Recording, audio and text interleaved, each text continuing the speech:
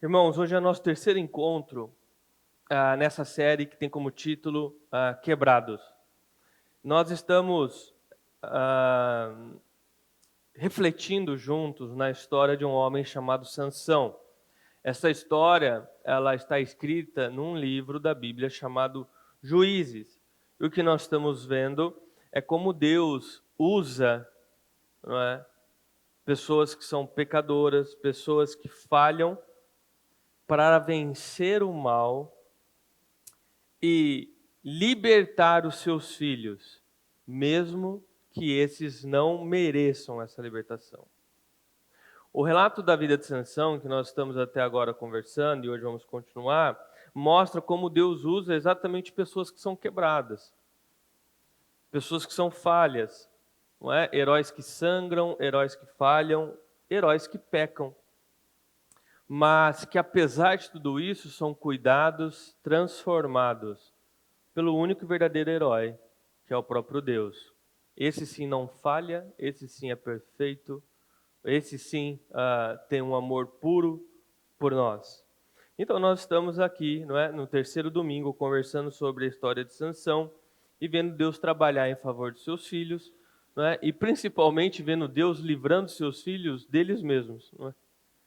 Porque grande parte dos problemas que nós estamos enfrentando, claro que não todos, mas grande parte, são buracos que nós mesmos cavamos, né? Consequências das decisões que nós mesmos tomamos. Às vezes eu imagino Deus olhando para nós falando, poxa, me ajuda a te ajudar. Dá uma ajudinha para mim também, né? Porque, irmãos, a vida já não é fácil. Parece que nós somos uma maquininha de criar problemas para nós mesmos, né? 3 pontos base para você que não veio na nossa primeira conversa sobre Sansão, poder se situar um pouco, tá? A mãe de Sansão era estéril e ela foi visitada por um anjo. Esse anjo trouxe a mensagem que ela ficaria grávida, tá? E que o filho dela seria um nazireu. E nós vamos entender já já o que é um nazireu. E qual era a missão do filho dela? A missão do filho dela seria ser um juiz do povo de Deus. Juízes, que é o livro da Bíblia, tem esse nome justamente porque é um livro onde Deus levanta de tempo em tempo juízes com missões especiais, ou seja, pessoas que eram juízes levantadas por Deus, no povo de Deus, com uma missão especial. Qual era a missão especial de Sansão? Iniciar a libertação do povo de Israel da escravidão do povo filisteu. O que era ser um nazireu? Nazireu era um voto que as pessoas faziam. Esse voto ele era voluntário, fazia quem queria, e ele tinha começo, meio e fim. Tá? Durante esse voto, essa pessoa assumia 3 compromissos. Primeiro, ela não poderia ter nenhum contato com vinha, ou seja, nada que tivesse uva na sua composição. Então ela não poderia ter contato com uva. Segundo, ela não poderia cortar o seu cabelo, somente quando entregasse o voto. E terceiro, ela não podia tocar em nenhum tipo de carne morta. Essas três são as regras que o nazireu assumia. Sansão não teve um voto voluntário como de costume. Deus o fez nazireu desde o ventre. Significa também que em vida o seu voto não iria acabar, só acabaria quando ele morresse. Então Sansão por toda a vida deveria guardar essas 3 regras, porque Deus o fez assim. Certo? 3 pontos importantes então, para que quem não esteve aqui no primeiro dia possa pelo menos compreender um pouco a respeito da história de Sansão. Hoje o nosso objetivo é terminar o capítulo 14. Para nós, a partir da semana que vem, já começamos a caminhar para o final da série. Tá? Domingo passado, nós vimos que o povo de Israel estava totalmente confortável em conviver com os inimigos, que eram os filisteus, justamente o povo que estava escravizando eles. Muito embora escravizados, eles tinham se conformado com aquilo e estavam vivendo bem, entre aspas, não é? Estavam fazendo alianças com aquele povo, aceitando seus falsos deuses, andando tranquilamente nos seus territórios. Também vimos que Sansão, que foi levantado como esse herói que libertaria o povo, não é? Um juiz poderoso em Deus, não se parece em nada com esse herói. A impressão é que Sansão foi trocado na maternidade. O verdadeiro Sansão foi criado com outro nome e pegaram o Sansão errado. Porque ele não se parece em nada com essa figura de um juiz levantado por Deus que iria libertar todo o povo de Israel. Sansão tem se mostrado um homem falho, impulsivo e tolo, não é? No seu modo de viver. E assim nós chegamos no tema, né, nos pontos de hoje. E o primeiro tema é um nazireu desobediente. Eu vou ler com vocês Juízes capítulo 14, versículo 5. Eu não vou ler tudo, irmãos, porque nós temos tempo, tá? Eu gostaria que você lesse na tua casa o capítulo 14, né? Mas aqui eu vou ler só pontos que são necessários para nossa reflexão, tá bom? Então vamos lá, Juízes capítulo 14, a partir do versículo 5. Quando Sansão e seus pais, descendo a Tima, que era uma região, de repente, um jovem leão atacou Sansão perto dos vinhedos. Naquele momento, o Espírito do Senhor veio sobre Sansão com tamanho poder que ele rasgou o animal pelas mandíbulas, usando as próprias mãos, com a mesma facilidade que se despedaça um cabrito. Contudo, não contou aos seus pais o que havia acontecido. Então Sansão, você se lembra, ele se apaixonou por uma mulher que ele não deveria ter se apaixonado, de forma impulsiva decidiu se casar com ela. Era uma mulher que fazia parte do povo inimigo, do povo filisteu. E agora ele estava descendo em direção à região, né, ver aquela mulher, porque eles iriam se casar dali pouco tempo. No caminho até a região aqui de Timna, Sansão se desviou desse caminho e foi no meio, né, de vinhas. No meio dessa vinha, um leão aparece, o que era muito comum naquela região, e o ataca. O texto fala que Sansão foi assim, possuído, capacitado pelo Espírito Santo para lutar contra aquele leão e o despedaçou com as suas próprias mãos. Aqui uma curiosidade, talvez, para alguns, porque muita gente, né, e você vê quando as pessoas contam a historinha de Sansão, teatros e desenhos, Sansão aparece como se fosse um Hulk, né? Um cara muito grande, com muito músculo. E provavelmente Sansão era uma pessoa normal, né? Talvez Sansão poderia ser como o Jorge né? Pesando 30 quilos com a roupa molhada, né? Talvez ele não chamasse nenhuma atenção pelo seu físico. Por quê? Porque Sansão, a força dele não vinha de um treinamento físico, não era uma força natural. A força que ele demonstrava em certos momentos era uma capacidade que o Espírito Santo, não é, colocava na vida dele. E a impressão que nós temos pelo texto, pela história de Sansão, é que, diferente do que as pessoas acham, que 24 horas ele era um cara muito forte, então ele ia fechar uma porta e derrubava a casa, né? Não, eram momentos específicos que o Espírito Santo sobrevinha sobre a vida dele e ele tinha essa força sobrenatural. Um momento específico aqui, por exemplo, foi o leão, né? Claramente, Deus queria que Sansão ficasse vivo e deu naquele momento uma força sobrenatural para que ele matasse um leão com as próprias mãos, tá? Então, apenas uma curiosidade para vocês, que muitos fazem, né, uma visão de que Sansão era o Hulk, né? Talvez até verde também. Mas vamos aqui ao texto de fato, tá? Então, Sansão era um nazireu, se lembram? Acabei de falar.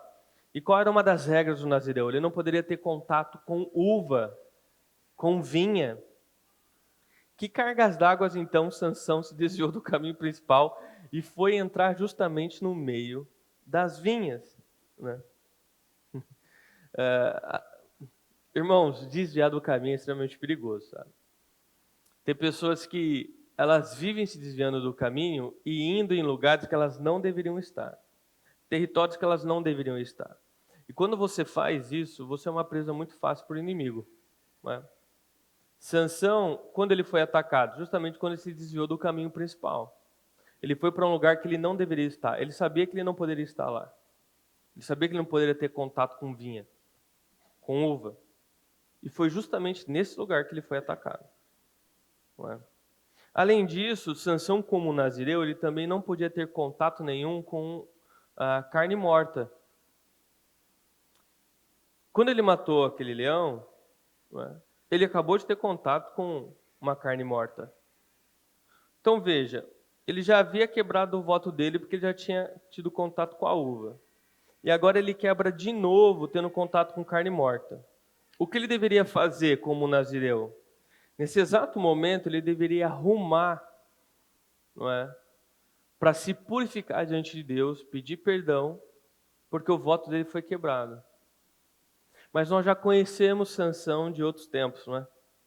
E Sansão era um homem impulsivo. Ele não ia deixar de fazer aquilo que ele queria fazer só porque Deus estava descontente com ele ou porque ele estava desobedecendo a Deus.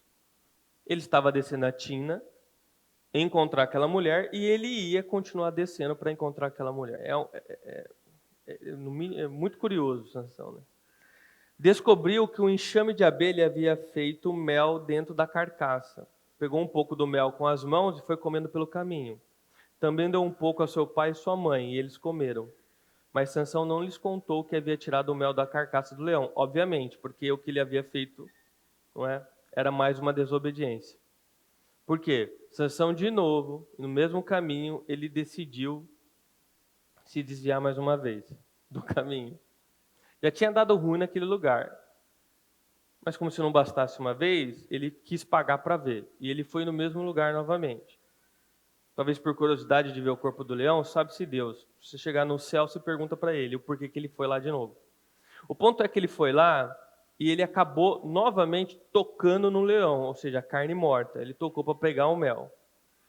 Então, irmãos, o currículo de Sansão está um currículo sensacional. Nós já vimos que ele havia desonrado o pai dele e a família dele, quando ele escolheu essa mulher para casar. Ele havia também desobedecido uma ordem direta de Deus, quando decidiu se casar com essa mulher, porque Deus havia dado uma ordem direta para o seu povo, para que não se casassem com descrentes, e nós já conversamos sobre isso. Além disso, Sansão, que foi levantado para fazer guerra contra aquele povo inimigo, tinha feito amizade com aquele povo inimigo, não é? Essa amizade foi tão grande que ele se sentiu à vontade para fazer uma aliança com uma daquelas mulheres. Né? E agora Sansão continua sua desobediência, quebrando o seu voto de nazireu de forma repetitiva. Não é? Ele simplesmente quebra. Ele não está ligando muito não para isso.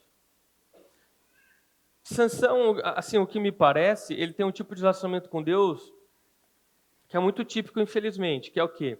Onde as pessoas querem aquilo que Deus pode dar, mas não querem obedecer às ordens de Deus em suas vidas. Tá?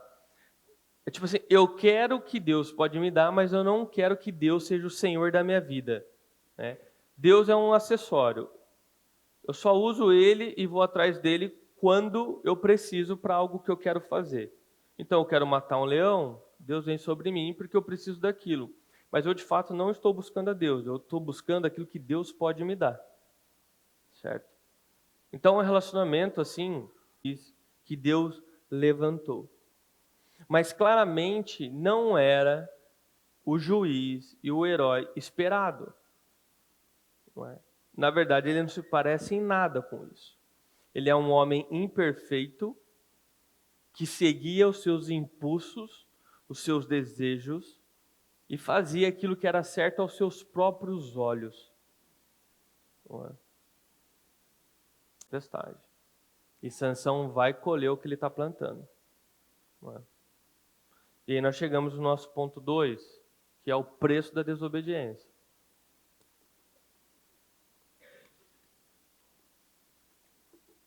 Se você seguir o relato aqui, então nós vamos ver que a festa do casamento ela foi iniciada.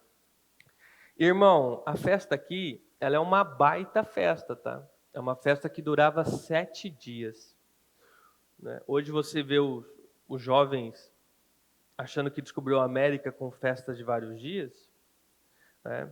O povo daquela época, irmão, já fazia isso, não é? Com excelência. 7 dias. Você está achando o casamento caro hoje? Você paga lá umas 5 horas de festa? Experimenta fazer um casamento de 7 dias, não é? Então era uma baita festa, né? Durante 7 dias o povo lá fazendo tudo que tinha direito de fazer. E os pais da noiva, lembrando que a noiva fazia parte do povo filisteu, escolheu 30 homens para ser o padrinho de Sansão. Esses homens também faziam parte do povo dos filisteus. Lá para tantas, Sansão, cercado desses 30 padrinhos, decidiu dar uma provocada neles. E Sansão então propõe um enigma para eles resolverem. Uma charada. E qual é o acordo? O acordo é, se aqueles 30 rapazes descobrissem a resposta da charada, Sansão ia ter que dar para eles 30 roupas luxuosas, né? Como se fosse assim, vamos colocar assim, 30 ternos, bons ternos. Se caso eles não descobrissem a resposta, eles teriam que dar para Sansão 30 ternos, né? O que valia muito naquela época, vale ainda hoje. Vai comprar um bom terno, né? Por que vocês acham que eu só uso camiseta e calça? Pastor com terno é difícil, irmão. Cada terno hoje aí, né? Então, para Sansão seria uma boa, né? Que ele ia ganhar 30. Se ele perdesse, ia ser complicado para ele. Não é? E qual foi o enigma que Sansão, qual foi a charada que Sansão fez? Versículo 14. Sansão disse, a charada: do que come veio algo para comer, do que é forte veio algo doce. Você já entendeu de onde veio essa charada, né? O enigma que Sansão criou era totalmente baseado no pecado que ele havia acabado de cometer. E isso só reforça que o relacionamento de Sansão com Deus é um relacionamento superficial, frio, distante. Ele já não estava levando a sério o voto dele de Nazireu, ele estava quebrando o voto dele, e agora ele resolve fazer uma charada com o voto dele, não é? Vou dar uma cutucada, fazer uma brincadeira aqui com esse pessoal, demonstrando assim uma total falta de respeito e temor para com Deus. Sansão está muito confortável, ele está se achando muito já, não é? Beleza, a charada foi feita. 3 dias se passaram e os 30 homens desesperados, porque eles não conseguiam descobrir a resposta da charada. Mas é óbvio, né? Como que eles poderiam? Como que eles iam descobrir que a resposta é um leão morto cheio de mel? Impossível, foi uma situação específica que somente Sansão viveu e ninguém sabia daquilo. Eles não tinham como descobrir. Sansão não é bobo, não é? Ele fez um bom negócio para ele mesmo. Né? Ele já sabia que ele ia ganhar uma bolada. Tá? E o que esses 30 homens resolveram fazer para descobrir a resposta? Olha o clima que vai se criando. No 4º dia, disseram à esposa de Sansão: convença seu marido a explicar o enigma. Caso contrário, queimaremos vivos você e sua família. Você nos convidou para a festa só para nos deixar pobres? Olha como era gente boa esse povo que os israelitas fizeram amizade, né? Gente boa, gente tranquila, pacífica. Gente pacífica, compreensiva, não é? No dia do casamento, ameaçaram a noiva de botar fogo nela e na família dela. E ainda culparam ela por terem aceitado o enigma. Eles falaram, você convidou a gente para isso? Não é? Olha que gostoso. Que clima delicioso. E você achando que o clima do amigo secreto do Natal na tua família era pesado, não é? Isso aqui é um clima diferenciado, não é? Diferenciado. Obviamente, ela entrou em puro desespero. Puro desespero. E ela foi até Sansão com o objetivo de arrancar dele a resposta do enigma. E aí nós vamos para o versículo 16. Então a esposa de Sansão lhe disse aos prantos: você não me ama, você me odeia. Propôs um enigma ao meu povo, mas não me contou a resposta. E ele respondeu: não revelei o enigma nem meu pai nem para minha mãe. Por que eu deveria contá-lo a você? Aqui nós vemos a esposa de Sansão aplicando uma técnica milenar nos relacionamentos, né? Ela queria alguma coisa, e qual foi a estratégia? Você não me ama. Você não me conta porque você não me ama. Você me odeia, né? E você achando que essa técnica ela surgiu nos nossos dias, né? Não, essa é uma técnica muito antiga. Se a pessoa no teu relacionamento não dá o que você quer, você acusa ela de não te amar. E faz um drama, não é? E então a esposa de Sansão, ela ficou fazendo esse drama emocional, essa pressão emocional. Os textos seguintes vai falando que ela chorava toda hora que via ele, fazia esse drama e foi importunando Sansão. Sabe aquela a goteira? É de pouquinho em pouquinho, mas não para nunca. Sansão já devia estar surtado, né? Até que no 7º dia ele não aguentou. E ele acabou contando, não é? O enigma para aquela mulher. Então vejam, casamento feliz, festa gostosa, não é? Convidados maravilhosos, padrinhos que estavam dispostos a dar um grande presente para o noivo, que era matar a noiva, né? O que é isso? Isso aqui é o início da conta que Sansão ia pagar por aquilo que ele plantou, não é? Sansão está exatamente onde ele escolheu estar, não é? Ele conta o enigma para a mulher e ela atrai a confiança dele contando para os 30 homens. Aqueles 30 homens, por sua vez, procuram Sansão e chegam com a resposta pronta. Sansão, obviamente, percebe que ele foi traído pela mulher e que aquilo se tratava de uma trapaça. E ele acusa os homens de ter jogado fora das regras do jogo. Mas mesmo assim, Sansão vai cumprir o combinado da parte dele. Sansão vai arranjar os 30 ternos. Tudo isso com o casamento rolando. A festa estava rolando lá. Não é? A gente dá um pulinho aqui para o versículo 19. Então veja a força de Sansão de novo. Então o Espírito do Senhor veio com poder sobre Sansão. Ou seja, ele foi capacitado aqui novamente com uma força sobrenatural. Ele desceu à cidade de Ascalon, matou 30 homens, tomou seus pertences e deu as roupas deles aos homens que havia resolvido o enigma. Contudo, ficou furioso com o que tinha acontecido e voltou a morar na casa dos seus pais. A noiva de Sansão foi dada como esposa a um rapaz que o havia acompanhado na cerimônia. Nós já sabemos que Sansão é um cara impulsivo. E como ele decidiu resolver o problema de arranjar 30 ternos? Ele desceu até a cidade mais próxima, como alguém que ia comprar um pão, e matou 30 homens com a força de suas mãos. Pegou a roupa e os pertences desses 30 homens, subiu para a festa de novo e entregou na mão dos 30 padrinhos. Obviamente ele estava furioso. Eu fico até surpreso dele não ter matado os 30 padrinhos, não é? E ele abandonou a festa, né? O último dia de festa, a consumação de tudo, o noivo sumiu e voltou a morar com a mãe. Como resultado, procuraram o noivo e não acharam, o pai da noiva deu a noiva em casamento para um desses 30 padrinhos. Ela traiu Sansão, os padrinhos dele ameaçaram a moça de morte e agora um deles se casou com a moça. E Sansão nem está sabendo disso, porque ele foi embora no meio da festa. Né?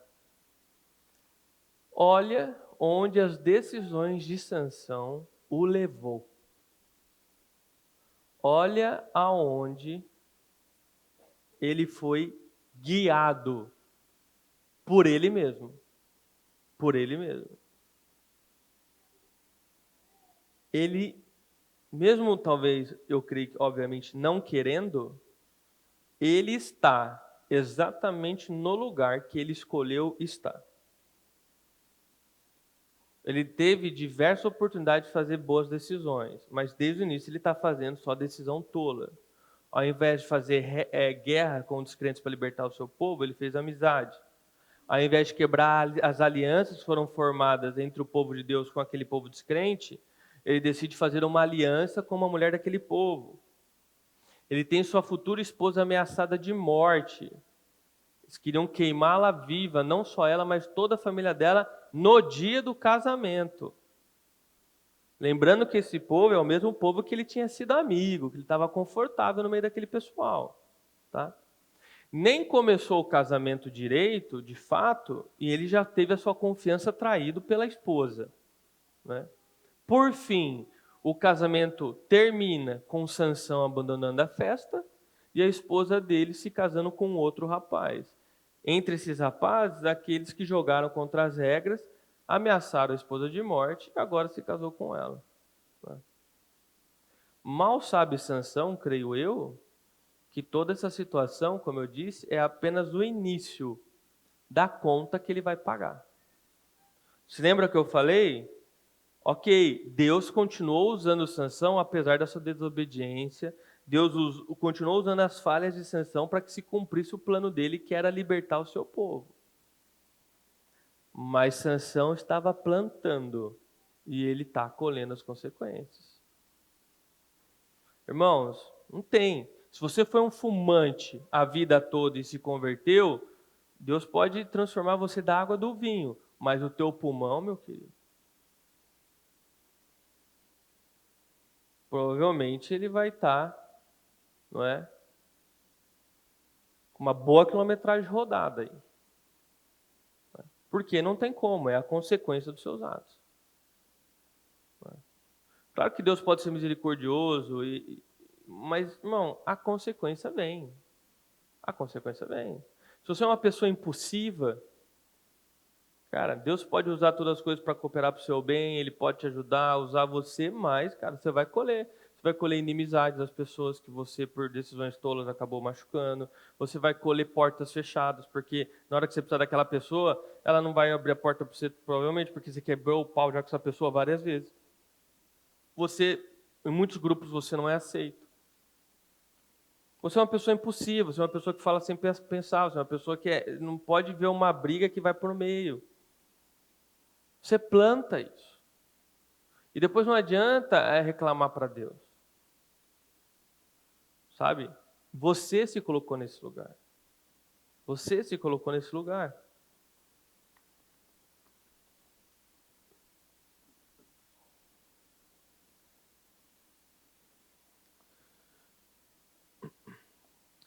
Assim, irmãos, nós chegamos no nosso terceiro ponto, que é o último.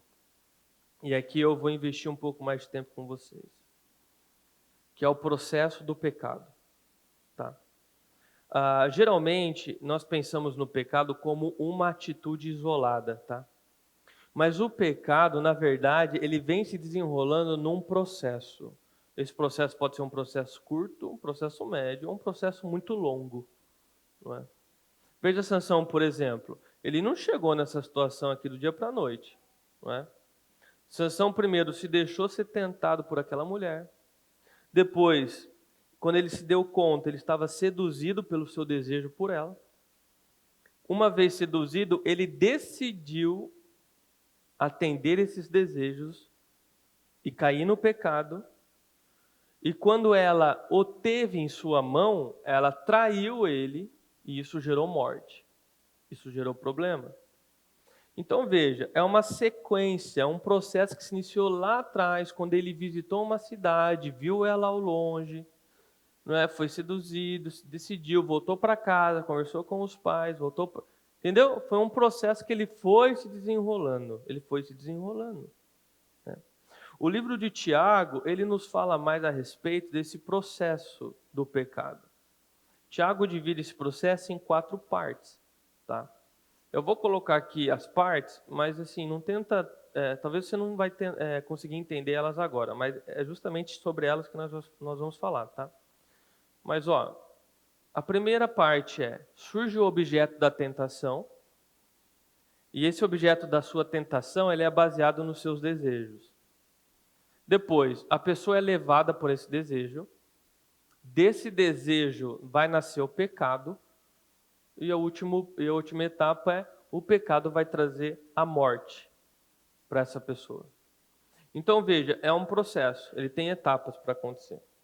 As etapas podem ser de anos, ela pode ser em um dia, em uma hora. Tá? Mas ela segue essas etapas. O texto de Tiago que fala para nós a respeito disso é capítulo 1, versículo 14.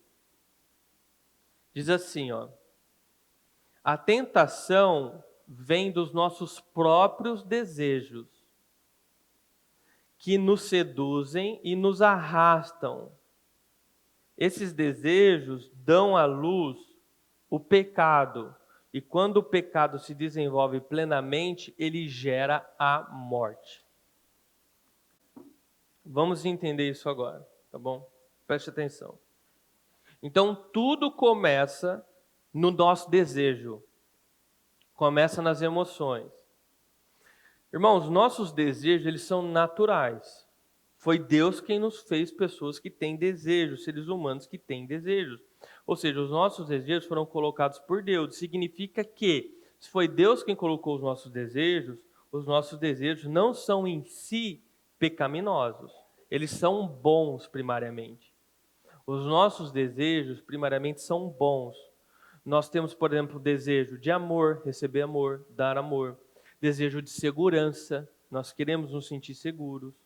Nós temos o desejo de saúde, não é? Desejo de reconhecimento, tá? Nós temos desejo de ser felizes, pessoas alegres. Nós desejamos o sexo. Então, eu poderia ficar aqui citando uma lista muito longa do que? De desejos que nós temos naturalmente. E você veja, esses desejos são bons, não são desejos ruins, são desejos bons. Então, onde está o problema? O problema é quando nós queremos realizar esses desejos fora da vontade de Deus. É aí que inicia o problema, tá? O teólogo chamado Harold Earsby, ele diz assim: quando procuramos satisfazer a esses desejos de maneira fora da vontade de Deus, entramos em apuros. É normal comer, ou seja, é normal ter o desejo de comer, mas gula é pecado. É normal ter o desejo de dormir, mas a preguiça é pecado. Então veja, nós temos o poder de usar um bom desejo, fazê-lo transformar em algo ruim para nós. Nós temos o poder de pegar o desejo de comer, que é algo bom para o nosso corpo, e transformar isso em algo ruim para nós. Não é? Então veja, os nossos desejos são bons. No final das contas, é os nossos desejos que nos movem. O problema é quando nós deixamos de dominar esses desejos e a partir desse momento nós somos dominados por eles. E aí nós começamos a ser, obviamente, controlados pelos nossos desejos. Não é? Ou seja, o desejo ele foi criado bom e ele tem um limite de atuação na nossa vida. E nós deixamos ele exceder esse limite de atuação e nos domina. É igual às nossas emoções no geral, sentimentos. Não é? A ansiedade é algo bom. A ansiedade faz nós prevermos, nos anteciparmos, nos programarmos. Mas o que acontece? Nós permitimos que a ansiedade nos domine. Ela excede o limite ao qual ela foi criada. E agora nós temos um problema de ansiedade.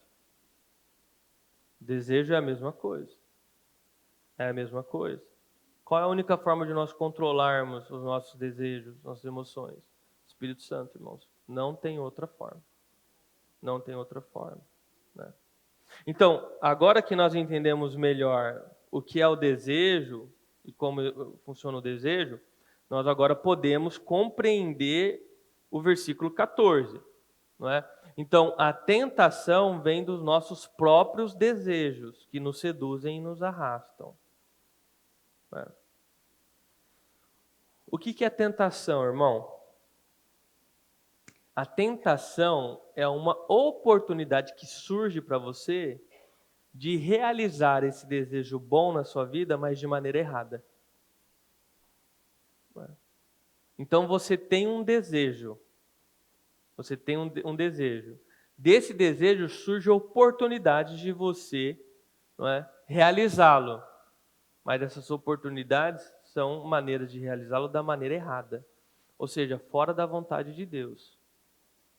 Isso é uma tentação. E quem você acha que vai se aproveitar dessas oportunidades? De oferecer para você uma forma de realizar o seu desejo de uma maneira errada? Satanás, meu irmão, obviamente. Você acha que ele está marcando toca? Ele está te observando. Não é? Tem demônios nos observando. E eles vão trazer essas oportunidades, ou então se aproveitar de oportunidades. Aliás, não apenas se aproveitar de oportunidade, como ele vai criar oportunidades justamente baseadas no seu desejo. Ou seja, a tentação que chega para você, ela é uma tentação personalizada para você. Tá? Ela é personalizada para você. Por isso que o texto diz que a tentação vem do seu próprio desejo. Não é? Pessoas têm desejos diferentes, e intensidades diferentes. Não é?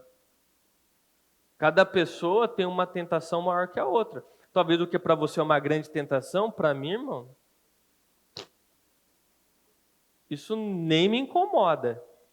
Por quê? Porque nós somos diferentes. Muito embora nós possamos ter os mesmos desejos, eles têm intensidade diferente para nós. E você pode ter desejos que eu não tenho, e vice-versa. Então, Satanás, ele cria tentações para você, ou seja, oportunidades de você realizar esses desejos que você tem no seu coração, personalizada, né? Então, quando ele prepara uma isca para você, ele sabe exatamente o tipo de isca que você come, né? Então, Satanás, ele te olha como um peixe. Cada um aqui é um peixe. E ele sabe a isca que atrai você. Então, quando ele está montando a armadilha do anzol, ele vai colocar na ponta daquele anzol a isca que mais atrai o seu desejo. Que mais atrai o seu desejo. E uma vez que ele conseguir te fisgar, você já sabe o que acontece com o peixe. Você é arrastado. Não é? Por quê? Porque nenhum peixe, irmão, vai morder um anzol vazio. O peixe está andando de boa, ele vê o anzol e fala, não, vou morder esse anzol aqui. Não, é justamente a isca que empolga o peixe de ir atrás. Ele não está indo atrás do anzol, ele está indo atrás da isca. Só que ele não sabe, não se dá conta que aquilo ali é uma armadilha, que por trás da isca existe um anzol. Não é? E como essa armadilha foi montada? Se utilizando justamente do desejo de comer do peixe. Então, vocês pescam. Quem pesca sabe, eu não pesco. E também não teria a mínima paciência, não sei como vocês conseguem ficar num barco parado, travado, horas e horas, irmão. Quando eu era mais novo, meu avô gosta muito de pescar. Em 5 minutos ele tirava todos os netos do barco, porque ninguém conseguia ficar quieto dentro do barco. Né? Haja paciência, olha. Né? Então, o pescador, sabendo que o peixe tem fome e é curioso, ele escolhe a melhor isca para aquele tipo de peixe que ele quer e ele atrai o peixe justamente com a isca, não com o anzol. O anzol é a armadilha. Né?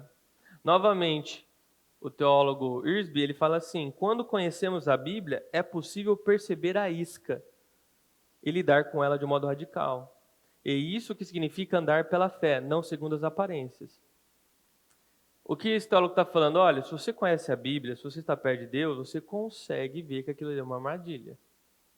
O anzol não vai passar desapercebido para você. Você reconhece que aquilo é uma isca montada para você. Não é? Então você deixa de andar pelas aparências, ou seja, você vê aquela isca gostosa, suculenta, e você começa a andar pela fé. Não é? Então veja, o processo se inicia com os nossos próprios desejos. Daí então nós somos atraídos por uma isca. Essa isca, o que ela está fazendo? Ela está nos seduzindo. Né? E qual é o objetivo de nos seduzir? Nos enganar. Fazer você morder o anzol. O morder anzol é a terceira parte, que é o quê? É onde você toma a decisão. Você vai tomar a decisão se você vai morder a isca ou não. Tá? Que aí é o versículo 15, né? Então, esses desejos vão dar a luz ao pecado. Como que ele dá a luz ao pecado? quando você morde a isca. Desde o início desse processo, irmãos, você tem o poder de decidir para que lado você vai chutar a bola. Você tem o poder de virar as costas para aquilo e quebrar o início do ciclo do pecado. Porque o pecado ele se inicia nas tuas emoções, ou seja, nos teus desejos. A partir daí ele vai para o teu intelecto, porque você começa a raciocinar. Fala, que isca gostosa. Essa é a isca que eu sempre gostei. Oportunidade da minha vida. Você começa a raciocinar a respeito daquilo. Então passou das emoções, veio para a mente. Se você decidir morder, veio para o físico. Ou seja, uma emoção se tornou um pensamento, o pensamento se tornou uma atitude. Certo? Então você tem a chance de travar o pensamento. Você tem a chance de quebrar o ciclo ali. Né? Porque você não tem poder sobre os pensamentos da tua cabeça, sobre os desejos. O desejo vem, automaticamente você começa a raciocinar a respeito daquele desejo. Né? Mas veja, você não tem poder sobre o que vem na tua mente, sobre o que nasce no teu coração talvez. Mas você tem o poder de virar as costas para isso. De trocar o pensamento. É aquela famosa frase, né? Você não consegue fazer com que as aves parem de sobrevoar a sua cabeça. Mas você consegue e tem o poder de impedir que elas façam um ninho na tua cabeça. Tá? Então, esses desejos dão a luz ao pecado. Sansão, quando viu pela primeira vez aquela mulher, ele tinha o poder de decisão. Ele podia ignorar aquela isca. Mas ele se permitiu ser seduzido. E ele decidiu ser fisgado. Tiago mesmo aqui, uns versículos anteriores, ele fala, olha, Deus não traz tentação para ninguém. Ou seja, Deus não te tenta, porque Deus não tem a intenção de te fazer cair. Tá? Então Deus não tenta ninguém. E também nós sabemos que a isca não obriga o peixe a morder o anzol. Ela apenas estimula, ela chama atenção. A isca, ela nos atiça. Onde eu quero chegar? Se você quer culpar alguém pelos seus fracassos e pecados, só sobra você. Deus não tem culpa. E até mesmo, né, Satanás não pegou tua mão e te colocou lá. Ele te chamou a atenção, ele te seduziu com a isca que você gosta. Mas quem decidiu ir lá morder a isca? Você, meu irmão. Você. Tá? Então não adianta querer culpar Deus, culpar a família, culpar governo, culpar o mundo, sendo que dentro do campo que você tem poder de decidir, você vive com o anzol na boca. Não adianta. Porque as tentações, elas estão em todos os lugares. E hoje elas estão bem próximas de você, na palma da sua mão. Não é?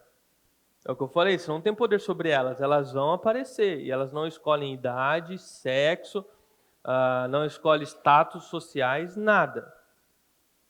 Isso significa que você pode resistir à tentação. Você pode virar as costas para ela e seguir por outro caminho. Você pode quebrar esse ciclo de pecado. Você pode quebrar. Na história, tem um grande general que foi um dos maiores estadistas do Império Romano, que é o Marco Antônio. Né? Então ele foi um general magnífico, ele tinha grandes habilidades, ele tinha um poder uma habilidade muito grande de fazer discursos, enfim. Ele era um homem muito dotado de diversos talentos, um cara muito importante.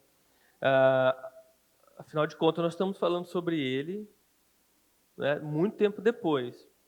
Mas veja o que o historiador falou sobre esse grande general. Uma enorme criança capaz de conquistar o mundo, mas incapaz de resistir ao seu prazer. Então veja, era um cara gigante, tinha dons e talentos, mas isso não foi o suficiente para ele aprender a parar de morder o anzol. Tá? E o historiador falando, é uma criança. É uma criança. Tá? Então, às vezes você vê cristãos Eu até coloquei essa frase no... Então, você vê os cristãos, eles têm conhecimento bíblico, porque vem na igreja já há décadas. Tem família, uma linda família, tem baitas oportunidades, tem uma igreja que está disposta a ajudar, oferecer ajuda e etc. Enfim, mas tem a Bíblia que pode ser lida em qualquer lugar, tem acesso à oração em qualquer lugar para falar com Deus, mas vivem com o anzol na boca. Toda hora que você olha para a pessoa, ela está aqui, ó, com o anzol puxando. Uma das grandes diferenças, pelo menos que deveria acontecer entre um adulto e uma criança, é que os adultos fazem o que é certo independente do que sentem. Ele tem que fazer o que é certo, independente do seu desejo. Por quê? Porque a criança, ela se deixa levar pelos seus desejos. Isso é uma criança. Criança é isso. A criança sentiu vontade de subir no sofá e pular lá de cima. Claro que vai dar problema. Mas ela atende o desejo dela. Sentiu saudade de dar uma pancada na cara da mãe. O bebê vai lá e vira uma palmada na cara da mãe. Vocês sabem disso. O que é isso? É uma criança. Ela é simplesmente levada pelos seus desejos. Dá vontade, ela faz. O que um adulto? Um adulto é alguém que não deve ser levado pelos desejos. O adulto é alguém que consegue escolher, mesmo tendo a vontade de fazer outra coisa. Então, eu não tenho vontade de ler minha Bíblia, eu não sinto a vontade de ver no culto, eu estou isso, eu estou aquilo, eu não sinto isso, não sinto... Porque isso é um comportamento infantil e imaturo. Infantil e imaturo. Tem uma vez que eu estava vendo um rapazinho não nutricionista, um obeso, queria emagrecer. E aí o nutricionista lá, junto com o médico, estava passando todo o tratamento para aquela pessoa, junto com o tratamento, o profissional da nutrição passando a dieta. Fala, mas eu não como salada, eu não como isso. O médico olhou para a cara dele e falou, você parece meu filho de 3 anos? Eu não como. Você tem que comer o que tem que comer. E ponto. Não é? Então veja, você não sinto vontade, eu não tenho vontade de ler minha Bíblia, eu não tenho vontade de orar, não tenho vontade de ir na igreja, não quero, não sinto. Irmãos, comportamento infantil e imaturo. Não é? Claro que nós podemos falhar, todas as pessoas falham. Agora, vocês sabem do que eu estou falando, a pessoa ela permite ser levada pelos desejos dela. E coloca a culpa em todo mundo. Não é? É por isso que tem cristãos que estão há anos na igreja e ainda permanecem com tantas dificuldades. Porque ainda são imaturos, são crianças na fé. São levadas pelos desejos. Não desenvolve o fruto do Espírito chamado domínio próprio. Então veja, como que nós dominamos o nosso desejo, como eu falei no início? Somente com o Espírito Santo. Um dos frutos do Espírito Santo é justamente o domínio próprio. O domínio próprio. E por último, a última etapa, na verdade, é justamente a morte. Né? E quando o pecado se desenvolve plenamente, gera morte. Né?